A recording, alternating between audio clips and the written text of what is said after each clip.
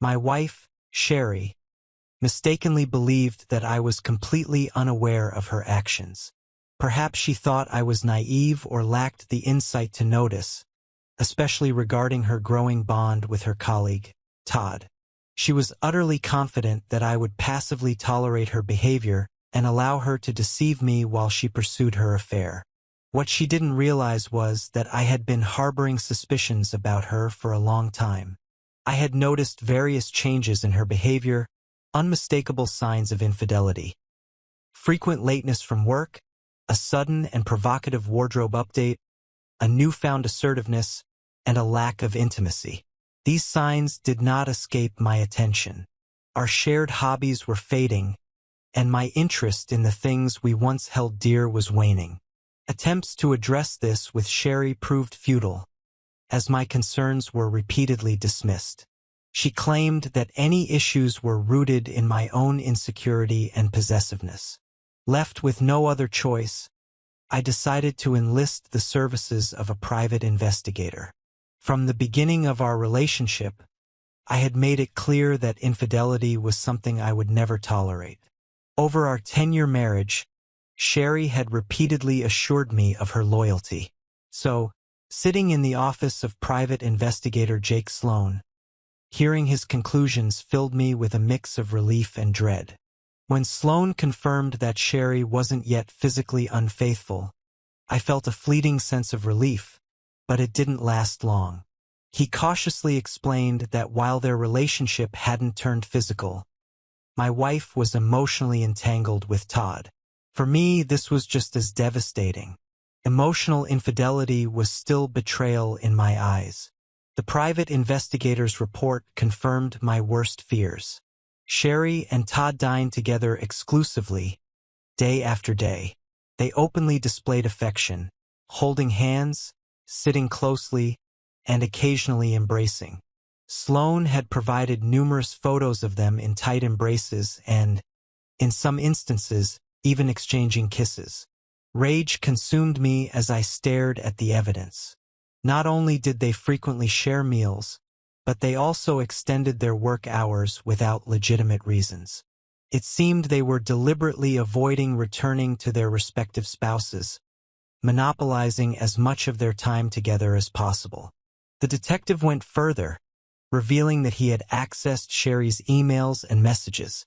Although I knew this was illegal and unusable in divorce proceedings, I couldn't ignore the damning implications of what he found. In our state, proving adultery for divorce was a complex process, but a no-fault divorce required no such evidence. My intent wasn't legal retribution. I simply wanted the truth. Sloan refused to provide me with copies of the messages or even let me view them directly. Instead, he summarized their contents. He assured me that my wife had never spoken ill of me, even when Todd had tried to belittle me.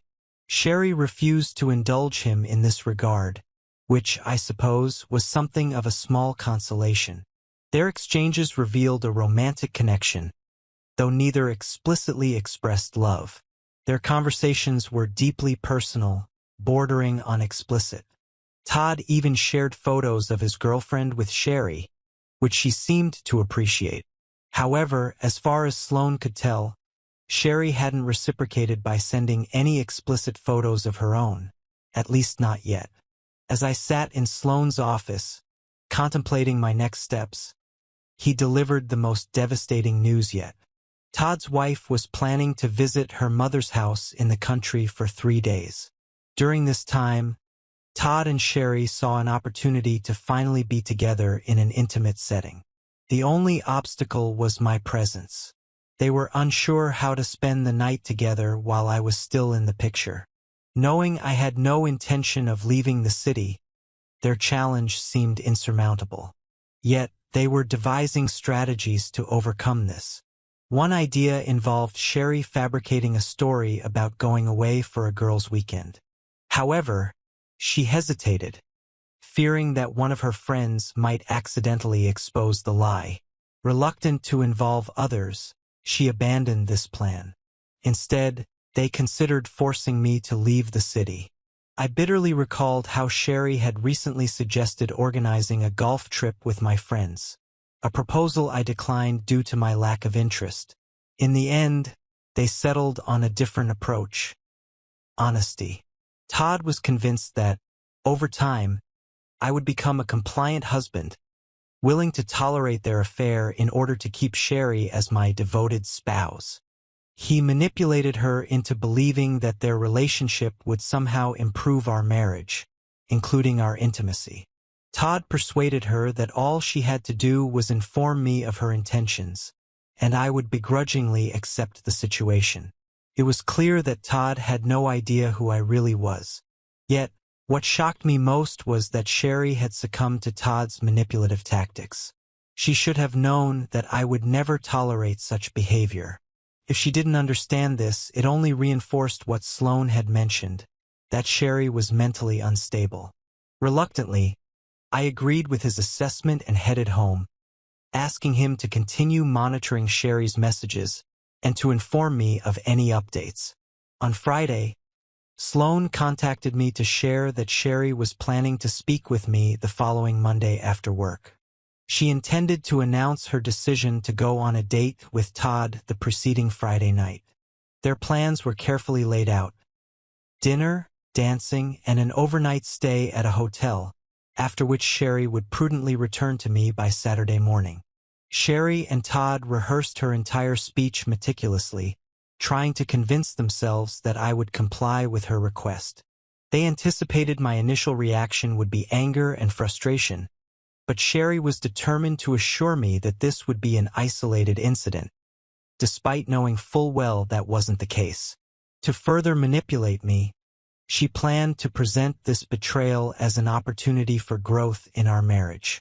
As a gesture of appreciation for my understanding, she even planned to offer intimacy afterward, assuming that after months of abstinence, I would be eager to accept such a pathetic consolation prize. The sheer audacity of their calculations disgusted me. Sherry and Todd smugly referred to this meeting as an intervention, convinced they had thought of everything.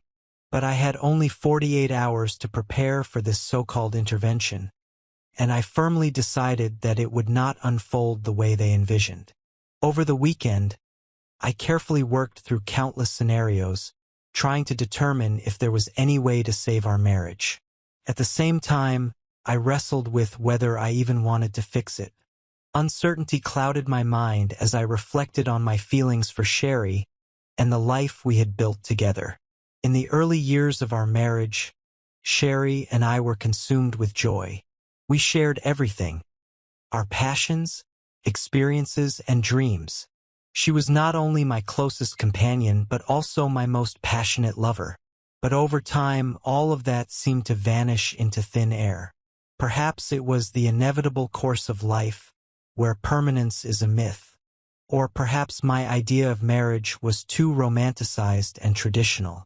I had always envisioned us as partners navigating life together, united in overcoming its challenges. Both of us had experienced failed marriages in the past, which made me question whether the problem lay within ourselves or with the institution of marriage itself. Was it realistic to expect people to sustain the same emotions, desires, and passions over time in a world dominated by fleeting attention spans, rapid progress, digital distractions, and the constant pursuit of instant gratification? Perhaps marriage, like dinosaurs and CDs, had become obsolete. For a brief moment, I even considered letting Sherry be with Todd if that was truly what she wanted. But then, reality hit me like a ton of bricks. I wasn't going to let her take advantage of me. Maybe my feelings for her had faded, but I refused to allow her or Todd to manipulate and humiliate me further. I resolved to confront the situation head-on, to stand my ground, and to take control of the narrative. On Monday, shortly after lunch, Sherry called me. "Hi, Sherry," I said cautiously.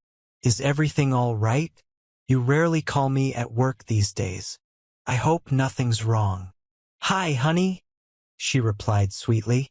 Honey? Had she used the same term of endearment for Todd? Her casual tone belied the seriousness of what I knew was coming. "It's nothing special," she said lightly. "I just wanted to make sure you'd be home on time tonight. There's something very important I need to discuss with you, so I really ask you to be present." "Of course," I replied evenly.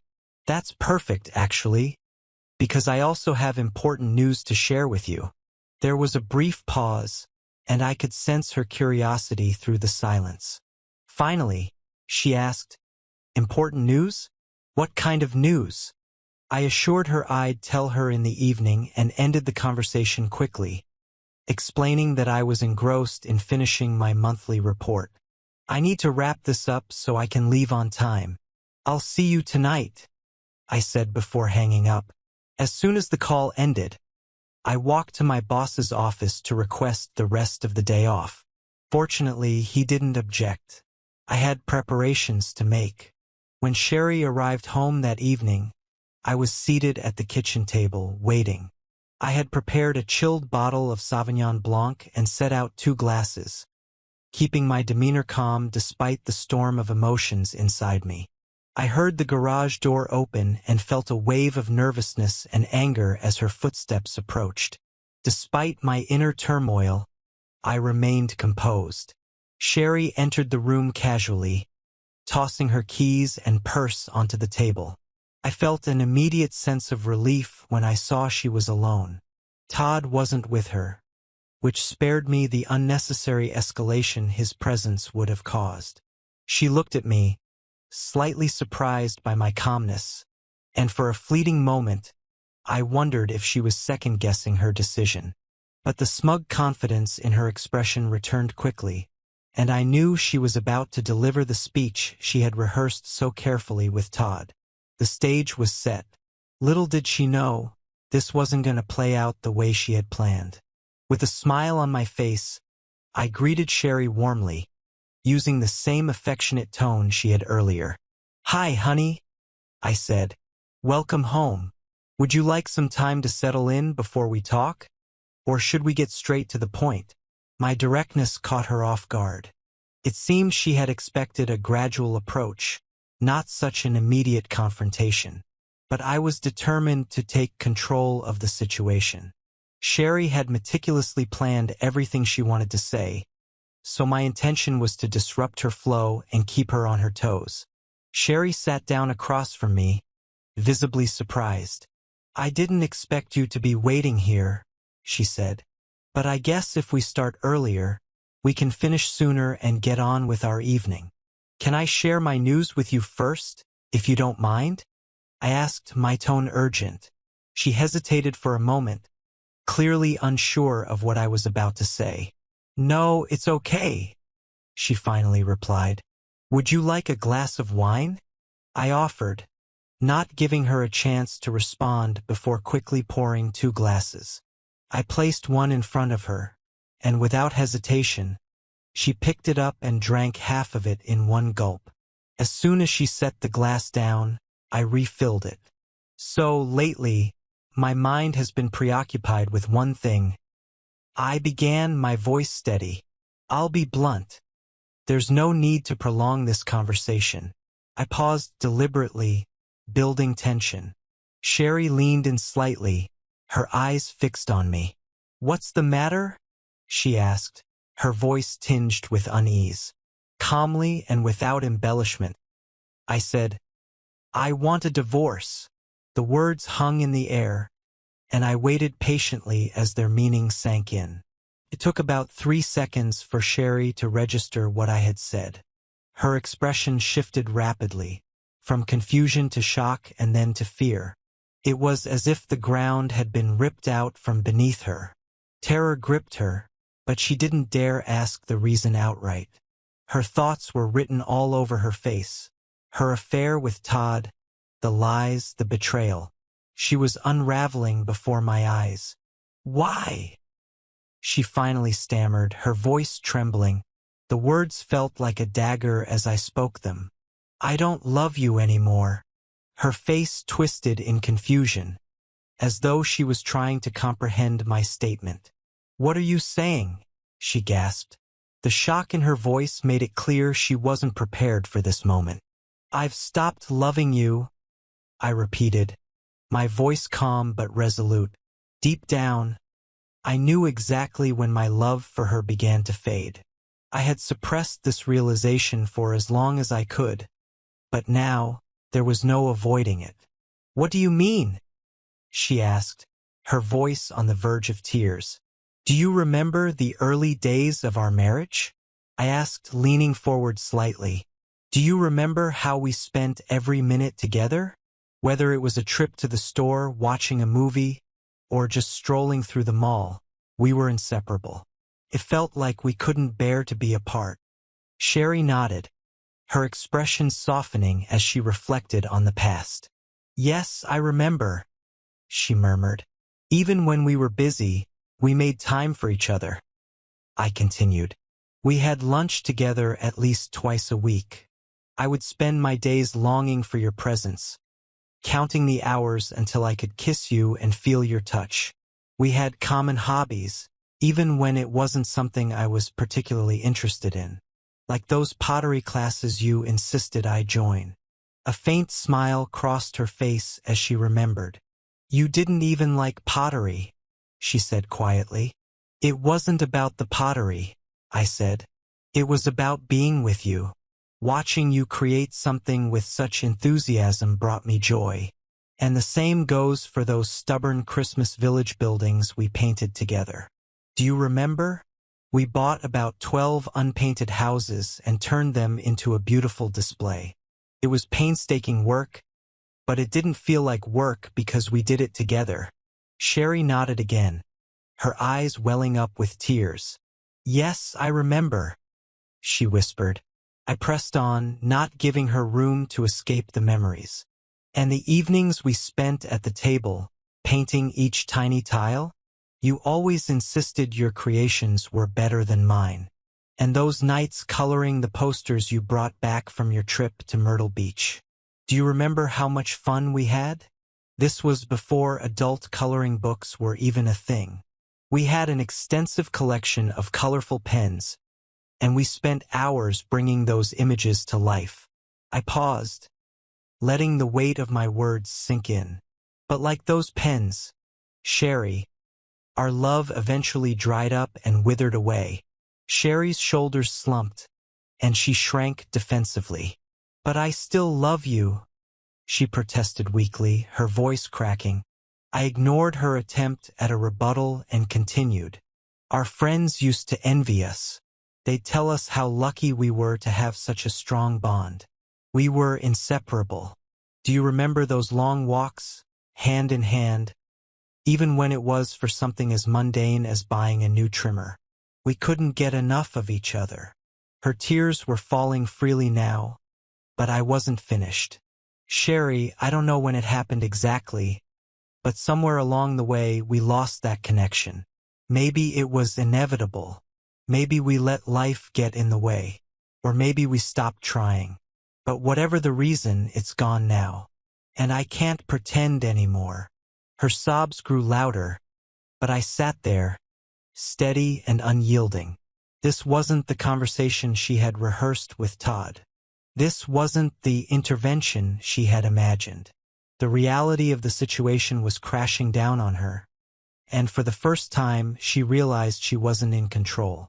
Standing in line at the hardware store, I remembered how you always accompanied me, and when it came time for you to shop for clothes, I reluctantly tagged along, waiting patiently outside the fitting rooms. Deep down, I knew you hated me being there. It was evident in the way you buried yourself in your phone, barely paying attention to the clothes you tried on or to my presence. But that didn't matter to me. I found you beautiful in everything you wore. I wasn't there for the clothes, I was there for you. I could have stayed home watching sports, but instead, I chose to be with you. I remembered how we used to discuss how other women in the neighborhood spent their time, at bingo nights or hen parties, but you never expressed an interest in joining them. You explained your reasons for avoiding those activities, and they touched me deeply. As Sherry wiped a tear from her cheek, the memory returned to her. "Yes, I remember," she said softly. You said you'd rather spend time with me than with anyone else. We often climbed under the covers and watched your becoming a man. I love that movie, she added, her voice trembling as she fought back tears. We must have watched it hundreds of times, I remarked, filling her glass again. Sherry's eyes lit with determination as she declared, I still want to watch it together. The thought of divorce haunted her, and she finally confessed, I don't want this to happen. I always imagined us growing old together, embarking on new adventures, taking cooking or ballroom dancing lessons, or simply enjoying each other's company in bed, lost in the pages of a good book. But now we're drifting apart. Sherry reflected on our situation, her voice tinged with sadness. I can't even say when it all started. I looked into her eyes, my voice heavy with emotion. Our daily routine changed so radically. We used to have dinner together 2 or 3 times a week, but now it's become a rarity. The reason for those changes, Sherry, was you. You once told me you didn't have time for lunch with me outside the office. That was a lie. You had time for lunch, but you spent it with someone else. Her eyes flickered with guilt, but she remained silent. Gradually, we stopped having lunch together altogether. I started dining with my colleagues instead, and over time I began to enjoy their company. Perhaps too much. I'm not saying this to blame you entirely. I just didn't want this conversation to turn into a confrontation or a lecture. I paused for a moment, carefully choosing my words. Our priorities shifted. Coming home early to spend time together lost its importance. We started working later and later, and when we finally got home, we were distant. You asked me earlier why we didn't discuss this before, and maybe you're right. You said, if I'd known it mattered to you, I would have made more effort to have lunch with you or come home earlier. And I agree with you, Sherry, but I've expressed those thoughts countless times before. What I long to understand is why spending time with me didn't mean the same to you. Why didn't our communication matter to you as much? Her lip quivered as she tried to respond, but I continued. Maybe if I understood that, I could have changed my behavior, done something differently, taken action. But over time, it became clear to me that the growing distance between us wasn't entirely my fault. And I realized that if I brought up Todd now, this conversation would only deteriorate. You'd accuse me of being insecure or possessive. I didn't want that. So instead, I wanted to remind you of all the wonderful moments we shared and let you reflect on how they unraveled. I took a deep breath. Over time, the bond we once thought was unbreakable began to weaken. You started going to hen parties, and I started attending late-night gatherings with friends. You went to the spa, and I found solace in playing golf. Sherry, we used to spend endless hours together, not wasting a minute. We'd talk about the weather or the latest news. Anything. But that's all gone now. I hesitated before addressing the next, deeper fracture in our relationship. Our intimacy has also suffered greatly. We're often too tired or too distracted to engage with each other physically. In the early days of our marriage, our passion knew no bounds. We were inseparable, making love 4 or 5 times a week, sometimes even several times a day. I would snuggle up to you while you were cooking, and we'd abandon dinner to indulge in each other all night. Our trips to the jacuzzi were a regular thing, always filled with laughter and joy. But it's been over a year since we last enjoyed that simple pleasure together. Sherry's voice cracked as she interrupted me. I thought you didn't want to make love anymore. I froze, stunned by her statement. What? I asked, confused by how she could have come to such a conclusion. It felt like she was trying to justify her actions by shifting the blame onto me. Grinning bitterly, I reassured her. No, not at all. I've never stopped craving intimacy. My desire to make love is just as strong as it was 10 years ago. I paused, letting the weight of my next words sink in. But the truth is, Sherry, I no longer want intimacy with you. Her face fell as my words hit her. Admitting my lack of interest in intimacy with Sherry brought me deep internal pain. The irony wasn't lost on me. Sherry had believed I felt rejected by her in an intimate way. Yet here I was explaining the lack of a physical connection by admitting my own disinterest. The situation might have been comical if it weren't so deeply painful. Sherry's voice faltered, clearly taken aback by my admission. So, you didn't want intimacy with me? She asked, her words trembling. The answer came without much thought. I lost interest because it felt like you weren't present. You didn't show any excitement or desire to explore new things. It seemed like you just wanted to finish the act as quickly as possible so you could return to your other hobbies, like knitting. Meanwhile, I was still longing for those passionate weekends we used to have. You didn't even want me to give you pleasure, Sherry. Our intimate moments lacked any thrill or connection. Unaware of how deeply I felt, I confessed that I had often resorted to pretending to speed up the process. Sherry, however, objected, claiming I hadn't been careful enough during our intimate moments. Don't you remember how you insisted on using contraceptives, despite already being on birth control? I replied calmly. You said it was more convenient, even though it made things unpleasant for me. Your persistence left me no room to pretend to be satisfied. Sherry stared at me, her face flushed with embarrassment and disbelief. It's not about you, it's about me, I continued, my voice firm. Her gaze lingered on me for a moment, her tears momentarily subsiding. Her complexion turned rosy. It was hard to tell whether it was from anger, disappointment, or humiliation. To relieve the tension, I filled her glass with more wine. She grabbed the drink and took a generous sip, her hands trembling. After a brief silence, I resumed speaking, knowing I needed to press forward. I know the search for a new relationship will be inevitable, I said, carefully choosing my words. Sherry's composure cracked. In a fit of rage, she shot back sharply. Are you cheating on me? Have you fallen in love with someone else? I met her gaze evenly. Sherry, you know my stance on infidelity. When we exchanged vows on our wedding day, I made you a solemn promise, and I have upheld it. I understand the pain caused by your first husband's betrayal, just as I experienced the agony of my first wife's secret affair with a colleague. I would never betray you like that, just as I'm certain you would never stoop to harming me in that way. How could you even think such a thing?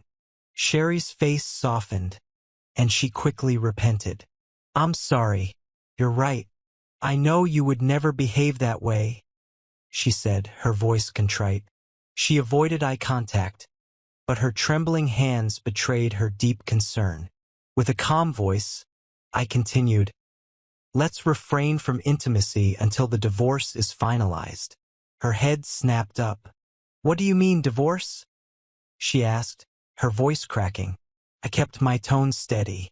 This brings me to an important point. I've already met with a lawyer and completed the necessary paperwork. You'll be served the papers on Friday. Sherry's face filled with confusion and despair. Wait, what? She cried. I couldn't help but smile faintly and repeated myself. You'll be served with the divorce papers on Friday. It's for the best, really. This way, we can both regain our freedom and pursue our own desires. She shook her head vehemently, her voice rising. These 10 years haven't been a waste for me. I don't want this, I don't want a divorce, she exclaimed. Come on, Sherry, I begged softly. Deep down, you know you want this as much as I do. Let's face the truth. It's been a long time since you've wanted to be by my side. Our wedding was a decision you've come to regret. I'm not the person you truly want to be with. But she refused to agree. No, I don't want a divorce, she said firmly, her voice trembling. It's not as simple as just wanting it. You can't initiate a divorce based on your own desires alone. I don't want this. I want to stay married to you indefinitely. My love for you is still strong. I sighed deeply. I'm sorry, Sherry, but my love for you has faded. Her tears fell freely as she listened, her hands clutching the edge of the table for support. Fortunately, I continued, we live in a no-fault divorce state. This means we can split our property equally, and both of us can get a fair share. There's a small chance one of us could get more than half the assets, but only if we could definitively prove adultery. But neither of us is cheating, and it's unlikely either of us will stoop to that level before Friday, right? So we can part cleanly and amicably. Sherry's expression grew more desperate. No, you're in too much of a hurry, she said, her voice shaking with disappointment. I'm at a loss. Please, stop, she begged, her voice echoing off the walls. Don't worry, I reassured her calmly. I've already packed my things. I'll stay in a hotel until I find a permanent place to move. You can stay here until the house is sold. But Sherry's desperation grew. Wait! Damn it, please! She screamed. Please wait. There's no need to hurry. I shook my head, standing firm. Isn't there? I asked softly. We shouldn't put this off any longer. We have to take care of everything by Friday, don't we? Her reaction was instant. Her eyes widened in shock, her mouth hung open, and she tried to speak, but only a faint hiss escaped her throat. For a brief moment, doubt crept into my mind. Had I confused the date? Seeking clarification, I quickly grabbed a folder hidden beneath a stack of Better Homes and Gardens magazines. I opened it and pulled out the private investigator's summary report, which I had kept discreetly in my pocket. Without a word, I handed it to Sherry and directed her attention to a specific section. Look, I said, pointing to the text. It clearly states here that you and Todd have a reservation at the Gaylord Texas Hotel for Friday night. Sherry opened her mouth to object, but I cut her off before she could get a word in. And before you try to deny it, let me remind you about the photos, those ones of you and Todd kissing during lunch. Her eyes met mine, and tears streamed down her face once more. I'm so sorry, she whispered softly. Smiling faintly, I continued. I clearly remember the moment my love for you began to fade. It was the day I found out about your plans to betray me. The day you decided to turn me into a cuckold, just like my ex-wife did. Her face twisted in anguish. Forgive me, my love, she stammered, her voice heavy with despair. Todd means nothing to me. This is just a fleeting affair, an attempt to revive our relationship. I was only planning to spend one night with him. Let's spend the rest of the weekend together, rekindling the passionate intimacy we once shared. She hesitated, then added, Todd suggested it. He believes it will awaken and revitalize our connection. Pains me to think that instead of indulging in passion with me, you're consumed by rage. Don't you see? This is about reviving us, our relationship, our intimacy. Her voice faltered as she tried to rationalize her actions. Does this logic make sense? She asked, struggling to articulate her thoughts. Todd said you might consider this option if it could bring me happiness. And I sincerely want you to be happy. I couldn't believe what I was hearing. I stared at her, incredulous. Sherry, it upsets you that, instead of finding happiness with me, you're chasing satisfaction elsewhere, all while trying to justify it as a way to revive our relationship? Does that logic even make sense to you? She nodded nervously, her voice weak but resolute. Yes, I truly believed it could. I only wanted to fix us. I shook my head. You thought I'd accept such a situation? That I'd be okay with it? Let me be clear. That's never going to happen. Her shoulders sagged as my words sank in. I don't know what I was thinking, she admitted, her voice trembling. Maybe it was boredom, loneliness. Todd rekindled something in me, but how could I feel bored and lonely when we were deeply in love and cherished every moment together? I can't explain it, but those feelings, they resurfaced. I leaned forward, my voice firm yet measured. Have you ever thought that you were bored and lonely because you pulled away from us? You stopped having lunch with me, stopped participating in events, stopped spending time with me. You distanced yourself from me voluntarily, and instead of trying to fix things with us, you chose him. Sherry shook her head in disbelief. No, she whispered. I can't imagine that I would intentionally create such a scenario. I thought you stopped coming to my place for lunch. Don't you remember? It was your choice. I raised an eyebrow. Was it? Let me remind you of the Wednesday you canceled our lunch plans. I came to pick you up, but you didn't even bother to tell me in person that you couldn't make it. Instead, you sent me a text, telling me to go to lunch without you. That incident upset me so much that I stopped trying. And yet, surprisingly, you never acknowledged the fact that our lunches and later our dinners stopped entirely. You didn't even notice. Her gaze dropped to her hands, guilt and sadness etched across her face. You're right, she admitted softly. I was so preoccupied with my own world, with Todd. I didn't notice that I was losing you. Well, now you can have him entirely, I said, my voice cold and steady. She snapped her head up and fixed me with a determined gaze. No, she said firmly. I don't want him. I want you. I want us. I want to go back to what we were before. I deeply regret my mistakes. I abandoned our relationship, but I don't want to lose you. It's not too late. I shook my head slowly, my voice firm yet calm. It is too late, Sherry. You should have realized that before. I've never betrayed you, she pleaded, tears streaming down her face. We didn't cross any boundaries, I swear. I promise never to see him again. I'm even willing to quit my job and find work elsewhere. Please, I can't accept losing you. I sighed, shaking my head. I still feel betrayed, Sherry, in every way except one, but that's the most important one. You didn't enter into a physical relationship with Todd, but your emotional affair has destroyed what we had. I made a stupid decision, she confessed, her voice cracking. I was infatuated with Todd, but I didn't love him.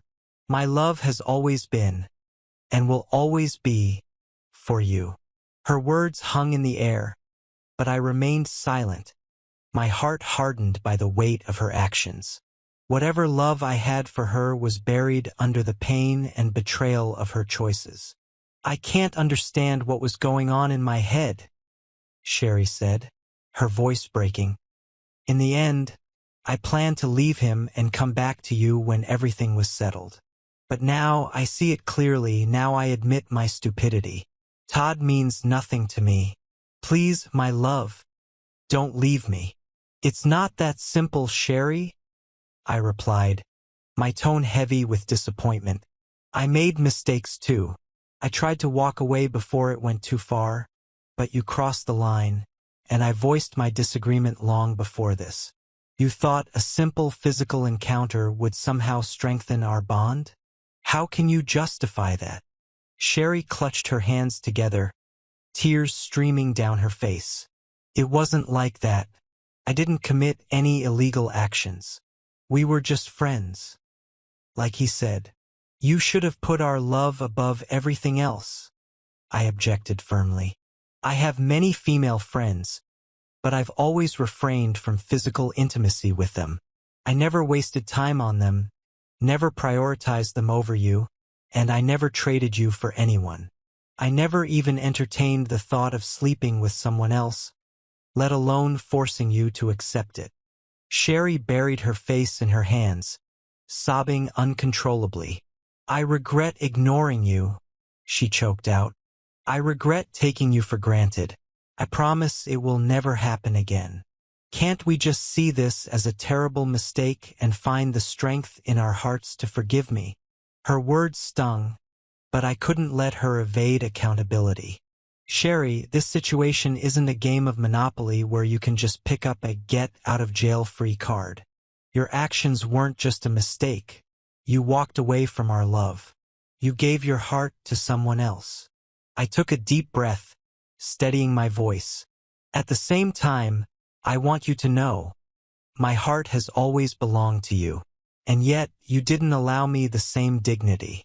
You didn't give me the chance to fight for our love because you went too far. Her face crumpled as my words sank in. Am I really that insignificant to you? I continued. You were my everything. I would have fought for you against anyone. I would have given my life for you. But now, I wouldn't even bother to acknowledge you if you were in trouble. Sherry's scream pierced the air. Desperately, she clutched my arms, trying to pull me closer. No, please don't think like that. I'm really sorry. Please forgive me. Her words echoed in the room, and I finally replied, I think I believe you're sorry. It shows me you're not completely heartless or self-centered. But that doesn't change the result. Please, she begged, her voice breaking. Please don't end this. Don't walk away. Sherry, I said, my voice calm but firm. This was your decision. I believe you sincerely regret it, but my love for you has faded. Our relationship is over. But don't get upset. You still have Todd to comfort you. Between her sobs, Sherry dropped a bombshell. Todd is married, she confessed. He only wanted a physical relationship, not something serious. A grim smile spread across my face. Well, maybe his perspective will change now, I replied. I'm sure when he gets home today, his wife will have something to discuss with him. It's interesting, isn't it? She and I hired the same divorce lawyer. Sherry's eyes widened in shock, her jaw dropping. She tried to form words, but nothing came out. Silently, I pushed a folder across the table toward her.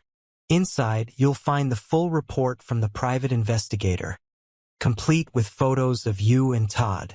Rest assured, his wife has a duplicate copy of this very folder.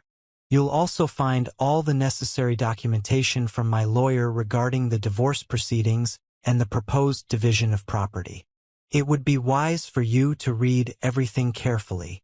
Her hands trembled as she reached for the folder, and I stood, signaling the conversation was over. Please refrain from any further actions, Sherry, I said coldly. If you want to accompany me to the bank tomorrow to split our accounts, let me know. Otherwise, I'll handle it alone. With that, I walked out of the room, ignoring her anguished screams echoing behind me. Sherry struggled to cope with the fallout of our divorce, and although I wanted to avoid a lengthy and costly legal battle, I remained firm in my decision. When the judge recommended marriage counseling before finalizing the divorce, I reluctantly agreed. To my surprise, the sessions were more productive than I expected. Sherry and I reconnected with our emotions and began to communicate openly, without judgment, about every aspect of our lives. Through therapy, I was able to express the pain and humiliation I felt because of her actions. The counselor praised our progress, and for a moment it felt like we might reconcile. But deep down, I couldn't forgive Sherry, not fully. I even harbored a lingering desire for revenge against her. At one point, I suggested she quit her job, implying that it might make me reconsider the divorce. She refused, and in truth, my suggestion had been disingenuous. I didn't want reconciliation. I wanted her to lose the career she valued so much. When she refused, it solidified my decision to proceed with the divorce. Because of her emotional affair, Sherry received a smaller share of our marital assets than she expected. To her surprise, Todd also divorced his wife, but showed no interest in pursuing a serious relationship with her. Instead, he quickly began dating a younger woman. It's been over 2 years since our divorce, and I couldn't be happier. I've moved on, enjoying life and embracing new experiences with different women. Sherry, on the other hand, is still searching for someone to start a family with. Sadly for her, no one sees her as a potential wife. She's become nothing more than a temporary fling for the men she meets. Story 2. I must admit, this year has been challenging. Not only for my wife, Lori, but for everyone in our family. I dedicated 16 years of my career to Van Screw Nut, where we specialized in custom fasteners. Unlike ordinary consumers, companies that manufacture goods cannot simply purchase screws from the nearest hardware store. Everything must be tailored to their specific requirements. I started my career in the sales department and gradually worked my way up to sales manager. It was a fantastic position that brought me both job satisfaction and substantial income. I consistently met all 4 quarterly quotas, striving for excellence in my role.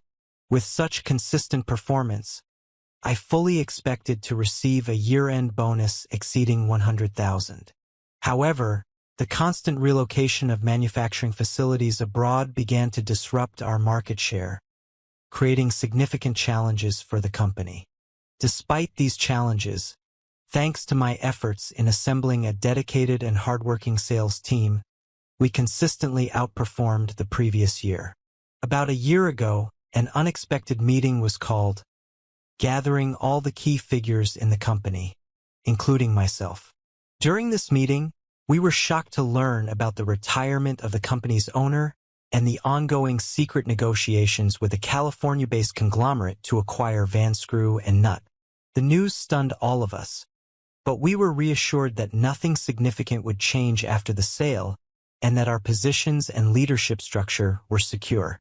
Unfortunately, this promise turned out to be false. Less than 2 months later, the first signs of trouble emerged as employees began to be laid off. Realizing the company's fate was sealed, I immediately began searching for alternative employment. But fate intervened in an unexpected and unwelcome way. I was abruptly fired before I could secure another job. The termination was swift and cold. They feigned sympathy, patted me on the back, and offered me a severance package of $10,000. Without further ado, they escorted me out of the building. At first, Lori and I weren't too worried about the state of the economy. But as time passed, I began to understand just how much the economic landscape had changed during my years of stable employment. It became increasingly clear that not only had most domestic manufacturing facilities moved abroad, but even the companies that survived were now sourcing their fasteners internationally. I couldn't help but wonder how our economy remained resilient amidst these shifts. But my immediate concern was finding another job. It was during this turbulent period that our 17-year-old son, Lance, became a pivotal part of our story. As he prepared to graduate high school, we were hit with a wave of conflicting emotions upon learning of his decision to join the Army immediately after graduation. The ongoing instability in the Middle East heightened our fears for his safety, and the thought of his absence weighed heavily on our hearts. However, amid these fears, there was also a bittersweet sense of relief. We would not have to bear the financial burden of college expenses. The harsh reality of unemployment crushed any hopes I had of securing another job with a 6-figure salary. Forced to adjust my expectations, I set more modest goals for myself. Lori and I worked together to find a solution to our temporary financial struggles. Surprisingly, Lori managed to find a job before I did. She was hired as a low-level secretary at a software development company. While her salary wasn't substantial, it exceeded my unemployment benefits and helped ease our financial strain. About a month after Lori started her job, I managed to secure a position as a salesman at Henry Automotive, a company specializing in car parts. Initially, my income was negligible during the training phase, but after completing my training, I officially joined the company. My new job offered a combination of a fixed salary and commission. However, it was clear from the start that this position would not be highly lucrative. The company's highest-paid salesman, who had been there for 12 years, earned only $60,000 annually. This stark income disparity significantly strained our financial situation, which had already been burdened by our previous lifestyle. We had lived comfortably in a spacious house with a stable mortgage and owned 2 Cadillacs, one of which we were still paying off. Fortunately, my 5-year-old CTS was fully paid for. Lori and I had purchased another Cadillac, of the same model, just a few months before I lost my job. On top of that, most of our credit cards were maxed out. Our once regular evenings out of town were among the first sacrifices we made to cut costs. We used to enjoy dinners with friends, dancing and attending shows, plays, and concerts. These outings, which had been far from ordinary dates, were opportunities for us to truly let go and have fun together. We indulged in such activities 2 or 3 times a month, sometimes more. However, with our financial difficulties, those moments became rare, and Lori seemed to feel the loss more acutely than I did. Coming from a more privileged background, Lori was accustomed to a lifestyle that I had only begun to experience in recent years. Her family was educated and financially stable, unlike mine. I had grown up in more modest circumstances, and the comforts and joys we shared during our years of prosperity were relatively new to me. When I was a student, entertainment was a luxury I could barely afford, but Lori, even back then, seemed to enjoy a life filled with gatherings and joy. She loved spending time with her parents, hosting parties with them as if it were second nature. However, in the months following our financial struggles, her once unshakable enthusiasm began to waver. The countless weeks of staying at home without socializing started to wear on her, and Lori's dissatisfaction became increasingly apparent. For her, bills could always be postponed, but the absence of a vibrant social life couldn't. About 3 months ago, Lori began voicing her frustrations, demanding action. Sitting at home night after night with nothing to do was driving her crazy. She longed to go out and recapture the joy and excitement she had once experienced. Lori struggled to adjust to this new, confined reality, while I focused on navigating our financial recovery. One evening, as I sat at the kitchen table meticulously reviewing our bills, Lori stood by, visibly restless. Slowly but steadily, we were clawing our way out of our financial mess. Glancing at her, I couldn't help but make a sarcastic remark. "Of course, it's not a problem at all. Please, tell me, which bills should we leave unpaid?" Her gaze remained fixed on me, and I wasn't sure how she would respond. For a moment, I thought she might yell, but instead, she seemed lost in thought. Instantly, I regretted my words. A wave of guilt washed over me as nausea churned in my stomach. My comment wasn't as terrible as it first seemed, but it was still unnecessary. "I'm sorry, honey," I said quickly, hoping to diffuse the tension. "I promise it won't always be like this. I'll keep searching for a better job. But for now, let's try to relax a little." "Relax?" she growled, her frustration bubbling over. "Skylar, it's been almost a year of this. I feel trapped, like an animal in a cage. I need to break free. I need to find some fun." "I understand, my love. I understand," I assured her, trying to calm her. "Look, we've come so far. 5 months ago, we were behind on payments for the house and the second car. We were this close." I gestured with my thumb and forefinger nearly touching. "To losing your car. Fortunately, we've managed to stay afloat. With the commissions I'm expecting this month, we'll finally be caught up, except for one more car payment. If we can cut back on food expenses, we'll be in a better position in just 2 months." Lori's lips pressed tightly together, clearly indicating her displeasure. I could see why she had grown tired of sacrifices. Suddenly, an idea came to mind. How about this? I suggested. Why don't we visit the Lincoln Park Zoo this weekend? It's free, and we haven't been there since Lance was a kid. Skylar, I'm not interested in communing with nature, she said with a sarcastic grin. I want to immerse myself in the city. I want good food, drinks, dancing, until I can't stand anymore. I ask you to be patient, just a little longer, I pleaded. As soon as we settle all our financial obligations, I promise we'll celebrate with a delicious dinner at a wonderful place. Without another word, Lori turned and gracefully climbed the stairs, leaving me alone. I sighed heavily, torn between guilt and frustration. Though I felt remorse, I couldn't ignore the reality of our situation. Living in Chicago, even a simple dinner for two could easily cost a few $100s, not to mention parking or lunch beforehand. Growing up in a family that prioritized paying bills over everything else, I couldn't find a reasonable excuse to indulge in such luxuries given our financial circumstances. We were constantly trying to catch up, barely keeping up with the minimum payments on our credit cards. After another 10 minutes of reviewing our finances, I realized Lori hadn't come back downstairs. Concerned, I decided to check on her. When I entered the bedroom, I found her sitting on the edge of the bed, tears streaming down her face. My heart sank. I felt like a terrible person. Without hesitation, I sat beside her, wrapped my arms around her, and pulled her close, hoping to comfort her. I'm sorry, dear, I murmured softly, pressing my cheek against the top of her head. I'm doing my best.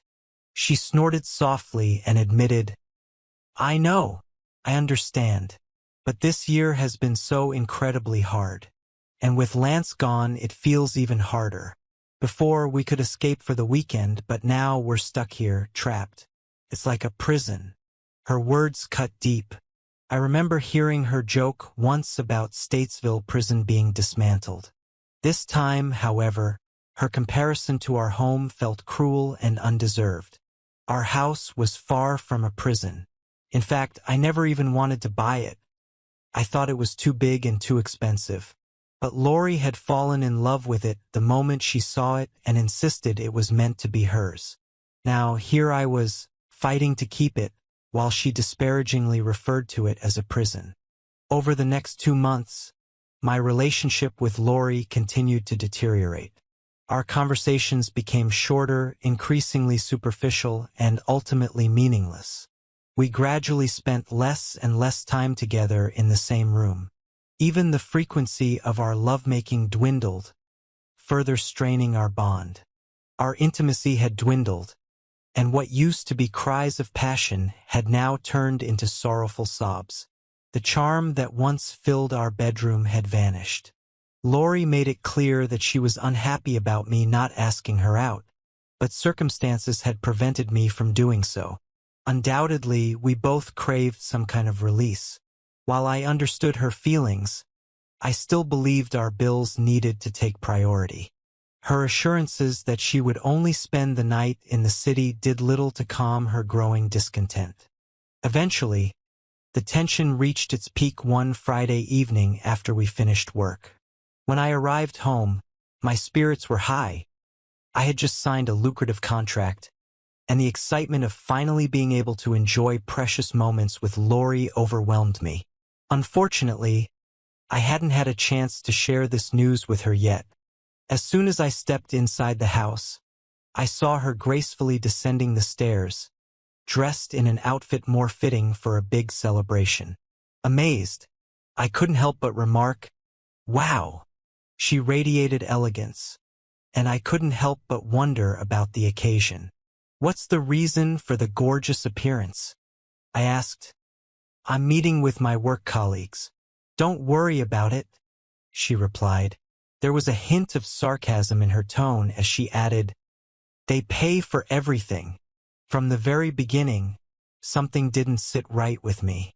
A wave of anxiety gripped me, As far as I knew, Lori had never cheated on me, but there was no reason for her to wear the most revealing dress in her wardrobe just to spend time with her girlfriends. After all, my wife was proud and independent. The idea that she would accept her friend's generosity for the whole evening felt odd, almost like charity. In our years together, I knew Lori would only allow someone to cover her expenses in such a manner if it was a date. The hairs on the back of my neck stood on end as my suspicions grew. "So, who are these girls? Can you tell me their names?" I asked. Strangely, she didn't seem bothered by my question. She replied casually, "Just some girls from the office. You wouldn't know them." "But Lori," I pressed, "you still haven't answered my question. I may not be naive, but I can tell when something isn't right. You don't usually dress up like this to go out with your girlfriends. So, who are you really meeting? Is it a guy?" "Come on, don't be silly," she said dismissively. "I already told you, I'm meeting girls. If you don't believe me, that's your problem. You're just being overly cautious because you feel guilty." Before I could respond, a car horn caught my attention. Looking outside, I noticed a taxi parked in front of our house. "Are you taking a taxi?"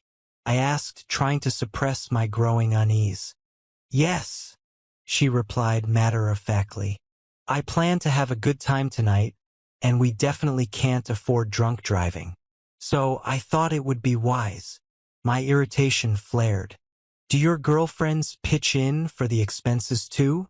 I asked sarcastically. "Yes, actually," she answered honestly. She bent down, giving me a quick kiss on the cheek. "There are leftovers from last night's dinner in the fridge. You can heat them up in the microwave. I may be late, so don't wait up." And with those parting words, she walked out the door. I looked outside, hoping to catch a glimpse of an outsider in the taxi. But when she smoothly settled into the back seat, I saw she was alone. For a while, I tried to suppress my suspicions. Of course, I understood that Lori was upset, but the idea of her being involved with another man felt too painful to accept. After all, we had a child, and our lives were deeply intertwined. I reassured myself that she would never betray me. It just couldn't be true. I turned to the leftovers in the fridge and placed them in the microwave, hoping to distract myself from the emotions surging through me. But as the food warmed up, so did my anxiety. Desperately clinging to the hope that she was just having fun with colleagues, I tried to convince myself of this unlikely scenario. Yet deep down, doubt crept in. Determined to find answers, I went to my computer and searched for information about the taxi service. I quickly dialed the company's number. When the dispatcher answered, I urgently requested information about the location of a taxi that had just left my address. To my surprise, the person on the other end readily provided the information without hesitation. The destination Lori had been taken to was the Plato House on Elmhurst Road. I was very familiar with the place. Lori and I had been there several times. It was a romantic restaurant, complete with intimate, dimly lit corners. It wasn't the kind of place one typically chose to hang out with friends. Rather, it was the perfect setting for a man to seduce his companion. As the microwave bell chimed, announcing that dinner was ready, a knot formed in my stomach. I couldn't shake the thought that Lori might be meeting someone else. I had always believed that in difficult times, husbands and wives should support each other, not turn on each other. It was devastating to think that this wasn't always the case. I even briefly considered going to Plato's restaurant myself. The establishment had two separate entrances. One led to the lounge, and the other to the restaurant. This would allow me to observe the situation discreetly. With determination, I entered through the living room of the restaurant, bypassing the bar, as I wasn't interested in drinks. My focus was solely on the restaurant section. As I walked in, the sight before me made my heart skip a beat. There she was, my wife, sitting at a table with another man. Lori's identity was unmistakable. She was facing me, chatting with him over snacks and a bottle of wine that sat between them. Anger surged through my veins. My gaze locked onto the man, the intruder who was trying to have an affair with my wife. Without hesitation, I walked aggressively toward their table. Even though I was only a short distance away, the man, whom I mentally labeled Mr. Slick, seemed to sense my presence. He hesitated, raising his head, and met my gaze. His confidence visibly wavered, replaced by nervousness. I stopped just a few feet away. Lori turned to see what had captured her companion's attention. "Skylar?" she exclaimed, her voice full of surprise. "What are you doing here?" I didn't hold back. My words dripped with contempt. "I came to meet your girlfriends," I said, staring directly at the man. "And who is this?" The man, flustered, slowly stood up. Before he could say a word, I interrupted, my tone sharp and threatening. "Tell me why you're here. You know perfectly well that she's married. Doesn't that mean anything to you?" I let out a bitter chuckle, my fury rising. "Tell me, do you leave a trail of slime behind you when you crawl?" He froze, uncertain, caught between standing fully and sitting back down. His hesitation fueled my anger. Lori quickly intervened. "Skylar, please don't make a scene," she begged. "This is Jerry, my colleague. Since you've been hesitant to ask me out, he kindly offered to take me out for dinner. He was just trying to be nice." I turned to her, my displeasure evident. "Don't give me this nonsense. He's not being nice. He's just interested in having an intimate relationship with you." Looking at Jerry again, I noticed that he had no intention of disputing my statement. Instead, he quietly sank back into his seat, avoiding confrontation. My voice dropped, firm and cold. "If you make even one move toward my wife again, you'll have to deal with me. Your evening is over." I turned to Lori. "Let's go." She hesitated, her reluctance clear, but ultimately chose not to challenge me. "I'm sorry," she told Jerry as she stood up. As I led her toward the exit, it felt like every eye in the restaurant was on us. Silence enveloped the car as I drove us home, but as soon as we entered the house, the atmosphere changed completely. "Lori, could you explain what just happened?" I asked, my voice tense with frustration. "Have you suddenly decided I'm no longer worthy to be your husband?" She sighed, defensive. "I just wanted to get out of the house and have some fun for a change." "And who exactly is this Jerry?" I pressed. "How long have you been dating him?" Her expression hardened, and she responded curtly. "He's just a colleague. We've had a few dinners together, nothing else." I told him that our relationship isn't what it used to be, and that I miss it. He offered to take me out to dinner and dancing, and I agreed. That's it. Her attempt to downplay the situation only heightened my anger. "Oh, come on, Lori. Bear me. This is unacceptable." Her demeanor shifted, and with a quip, she added, "What? Go ahead. Beat me up over it." I was stunned, almost at a loss for words. I never expected this from her. "I believed our marriage was stronger than this," I said, my voice laced with disappointment. "We're going through a tough time right now, and this is how you respond? Are you ready to abandon ship?" "Who said anything about quitting?" she retorted, defiant. "I work tirelessly every day. I deserve to have fun sometimes. If you don't want to accompany me, why should I turn down someone who will?" "Because you're my wife, damn it," I shouted. "We're supposed to work together as a team. That's why I'm so upset." But she remained silent, her expression mocking my words. Her reaction cut deep, and I couldn't help but feel the cracks in our marriage widening. "So this is what I'm left with in our marriage?" I asked, my frustration boiling over. Being married to a woman I can't trust? Do I have to constantly wonder about your location and your actions when you're out of my sight? Tell me, Lori, what were your intentions for the rest of the evening? Were you planning to have an intimate relationship with him? Her response was sharp and defensive. Of course not. Looking at the woman I'd shared my life with for almost 2 decades, I was overwhelmed by an uneasy feeling. For the first time, I doubted her trustworthiness. I can't believe you, I said, my voice filled with disbelief. The realization hit me like a blow. She had lied to me, claiming she was spending time with friends. She didn't even care that I doubted her words then. So why should I trust her now? Yes, this past year has been difficult, I continued, my tone firm. But a wife should stand by her husband. Do you remember the vows we exchanged at the altar? In good times and bad, in sickness and in health? At this moment, those vows feel hollow. For the first time, I felt complete clarity. I looked her in the eye and said, "Our marriage is over." She stared at me, stunned, before scoffing. Her mockery now had a verbal edge. "Don't be silly.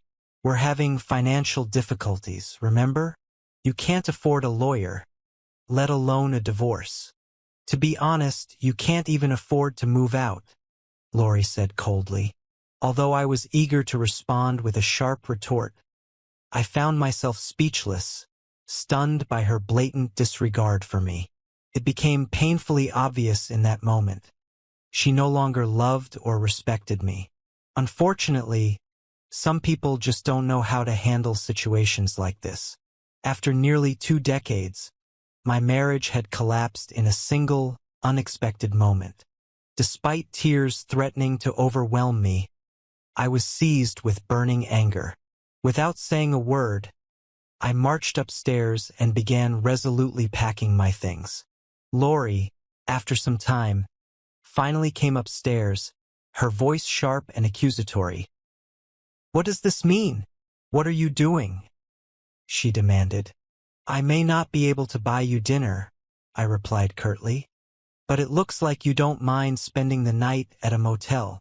A burst of disappointment escaped her lips, and she stormed out of the room without another word. I continued packing, my resolve unwavering. Bright Automotive, where I worked, had shifted much of its production abroad, though some of the goods were still manufactured in-house. Next to the office, there was a compact factory equipped with a spacious shower room where employees could freshen up before heading home. The office building's reception area even had a cozy sofa, and at that moment, those modest amenities were all I needed: a shower and a place to rest. When I came downstairs with my suitcase, Lori was in the kitchen. She called out to me as soon as she heard the door open, but I ignored her. I didn't want to hear what she had to say. I quickly threw my clothes into the car and drove off, not looking back. About a mile into the drive, my phone interrupted the uneasy quiet with an incoming call. Since I was wearing my seatbelt and the phone was out of reach, I let it go to voicemail.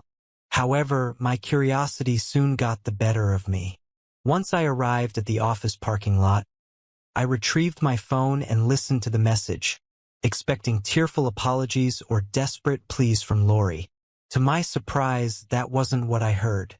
"Skylar, your behavior resembles that of a child," she began, her tone dismissive. "I've made it clear that I have no intention of having an intimate relationship with Jerry, and I stand by my word. Your reaction, demanding to drag me home like that, was unexpected and entirely inappropriate." Her words stung, but I didn't let them deter me. I gathered a few necessary belongings from my car and headed inside the break room at work. I didn't want to make my personal problems public knowledge, so I tried to keep my situation discreet. Even though it was still early, I took refuge in the break room and turned on the TV, hoping to distract myself.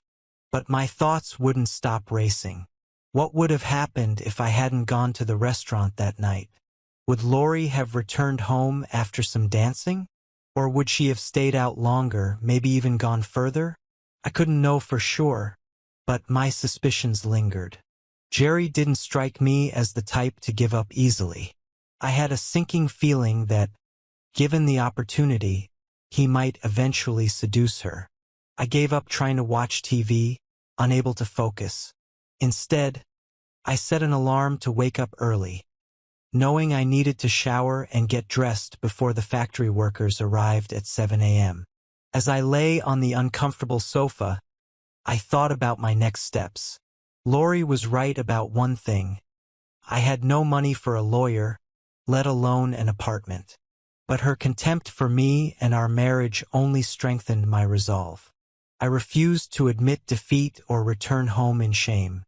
To my surprise, the alarm woke me up the next morning, and I was shocked at how well I'd slept, even on what felt like a torture device. After taking a shower and getting dressed, I decided to treat myself to breakfast at Denny's.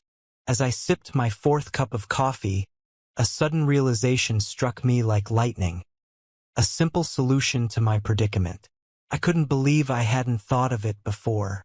Standing in the parking lot, I quickly grabbed my phone and took a picture. Once back at my desk, I wasted no time posting an ad. 2 days later, I decided to take the day off to run some errands. Knowing Lori would be at work, I drove to our house and rummaged through the filing cabinet, searching for the necessary documents. I had brought a spare set of keys to make sure I could get in and out unnoticed. By noon, I checked into a motel and dialed Lori's number. She answered quickly, and her tone was laced with sarcasm. "Finally," she began. "Have you finished your little tantrum? Honestly, it amazes me that you couldn't afford to buy me dinner, but somehow you managed to pay for a 2-day stay at a motel." "Actually," I interjected calmly, "I'm not at a motel. I'm staying at the office." "The office?" she asked, clearly taken aback. "Yes," I confirmed. "They've got a shower, a cozy sofa, and even a room with a TV. All the comforts of home," I added, feigning enthusiasm. Her disbelief was evident, but she quickly regained her composure. "Is that so?" she replied, her tone dripping with condescension. "Well, this is completely absurd. Please, drop your stubbornness and come home," Lori pleaded over the phone. "Lori, I've made it clear that our marriage is over. I'm only calling to inform you that I needed to borrow your car," I replied. "What? Why? What happened to your car?" she asked, her voice laced with confusion. "Nothing," I said curtly. "Your car just works better than mine." There was a brief pause as she undoubtedly tried to make sense of my words. "Skylar, what are you trying to say?" she finally asked. "I sold my car," I said calmly. "I got $18,800 for it. That gives me enough money to hire a divorce lawyer and make a down payment on a condo. But since I'm in sales, I need a car, so I borrowed yours. Today, I visited the house and took my license and the spare keys for both cars, including yours." Her gasp of disbelief was audible. "Skylar, you took my car? What am I supposed to do for transportation?" she exclaimed. "Since both cars were registered in my name," I said firmly, "both cars are in my name, Lori, so I have every right to use them. Don't worry, I didn't take anything unaccounted for. Besides, all the bills for this month have been paid. If you stick to your budget, you should have enough for food and transportation. And if you run out of money, I'm sure Jerry will be happy to buy you dinner, provided you fulfill his wishes." She let out a heavy sigh. "Skylar, please reconsider your actions. I never thought you'd stoop to this level. Lori, you tricked me. You secretly went on a date with another man, treated me with contempt, and didn't show any real remorse when I confronted you. It's obvious that you don't love or respect me. Skylar, I'm sorry. I also regret what I did. We had a good relationship when times were easy, but we let each other down when things got difficult, she admitted, her voice breaking. I was startled to hear her sobbing on the other end of the line, but it didn't change anything for me. The house is registered in both our names, I continued firmly. It's the only valuable property we have left, and it needs to be sold immediately. She listened in disbelief. Sell the house? Skylar, is that really necessary? Lori, we've managed to catch up on the mortgage payments, but I can't afford to keep the house anymore, and you won't be able to cover the monthly installments either. Unfortunately, it needs to be sold urgently.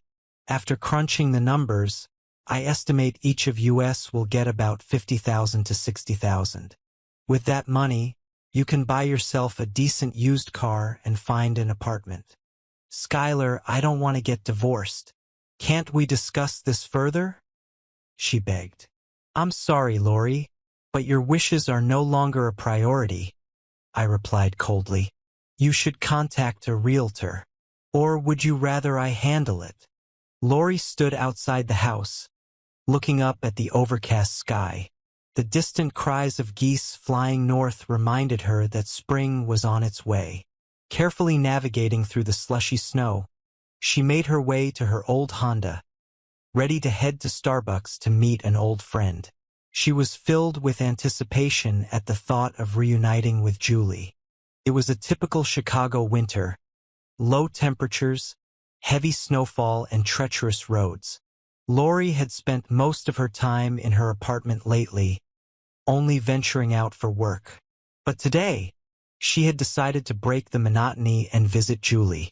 When Lori entered the cozy cafe, Julie was already seated at a small corner table, leisurely enjoying her latte.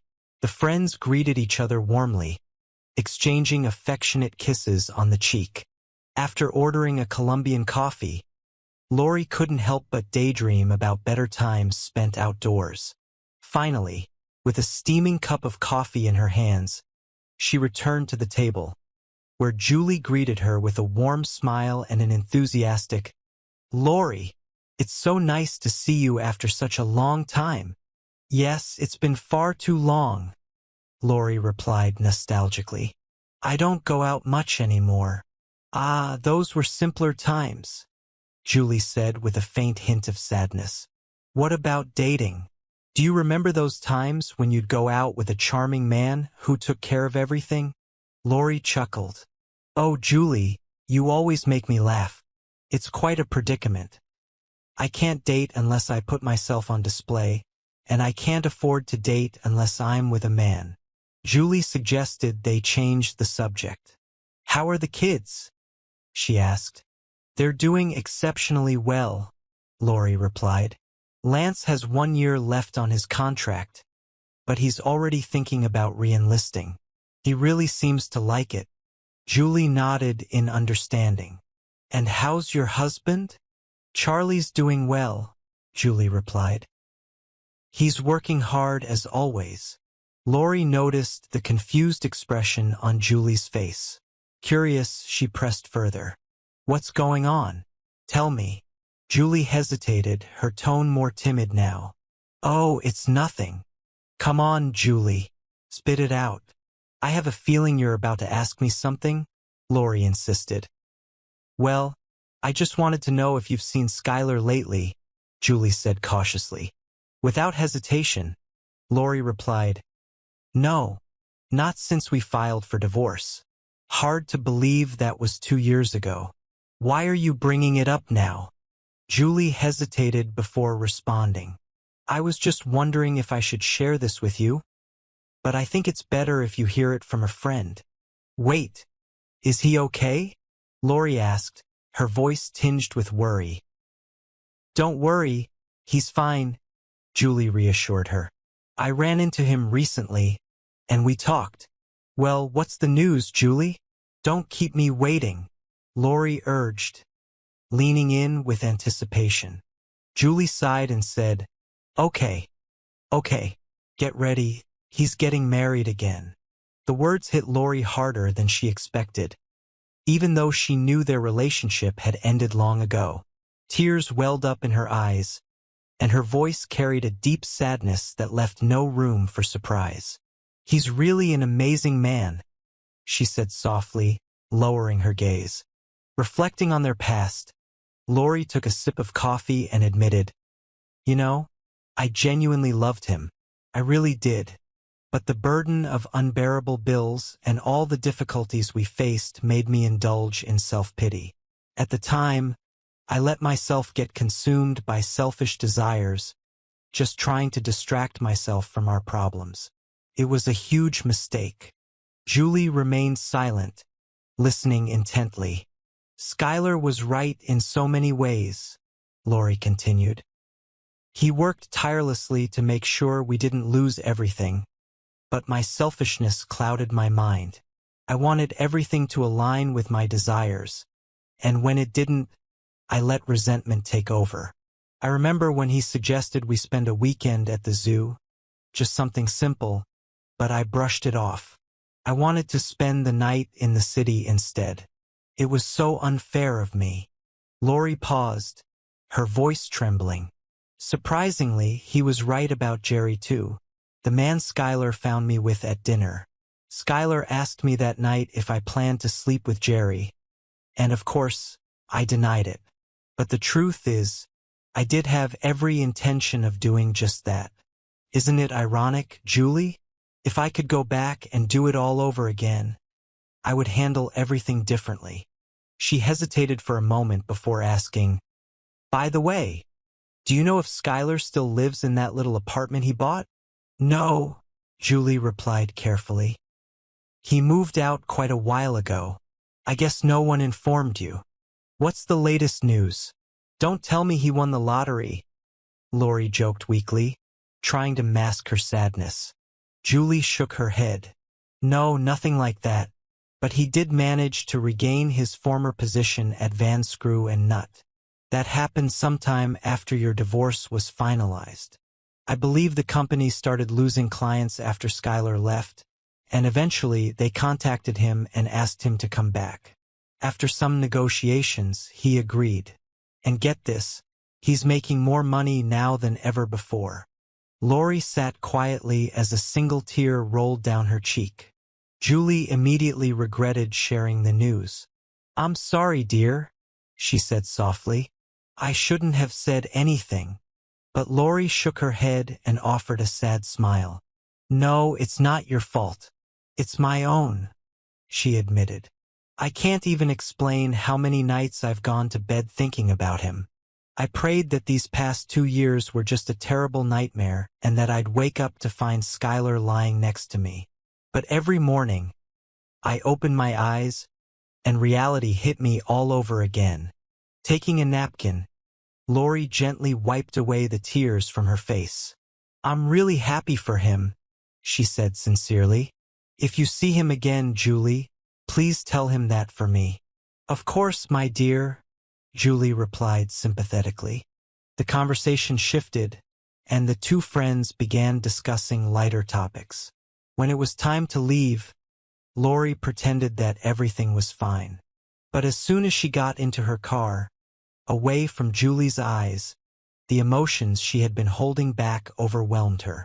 Alone in her car, she broke down and cried, unable to stop the wave of sadness that consumed her.